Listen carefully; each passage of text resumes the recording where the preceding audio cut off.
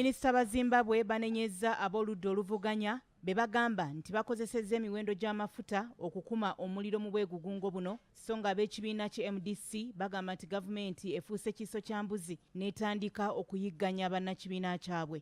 Obwegugungo buno bwava ku kirangiriro kya Mnangagwa okwongeza emiwendo gy'amafuta mu ssabbiiti emu eyise, ng'eno ye yali emmanduso ey'okwekalakasa kuno naddala mu kibuga ekikulu Harare n'eky'e Bulaaya. Ebibiina by'eddembe ly'obuntu bigamba nti abantu 12 be bafiiriddwa obulamu bwabwe newankubadde omuwendo omukakafu tegunnaba kumanyibwa. Pulezidenti Mnangagwa yatuuse kiro kyajjo era n'asaba abantu essira okulissa ku mirimu gyabwe bwe baba baagala Zimbabwe okukulaakulana. Akulira ekibiina ki Movement for Democratic Change, Nelson Chamisa, agambye nti bangi ku bannakibiina kye bakuumirwa mu buduukulu mu ngeri emenya amateeka, nga mulimu n'ababaka ba Paalamenti nabo abakwatiddwa era ng'olunwe lusongeddwa mu bitongole ebikuuma ddembe ebyatuuse n'okuyingira mu maka g'abantu okunoonyaayo abantu be baagala okukwata. Wabula gavumenti egamba nti kino kizibula amaaso g'abantu ku kiki ekirindiriddwa. Akulira omukago gw'ebibiina by'abakozi ebyakuliramu okwekalakasa kuno naye yamaze dda okukwatibwa. Obukulembeze bwa Movement for Democratic Change buzze bulabula nti tebagenda kuweera ekisoboka kyonna baakukikola,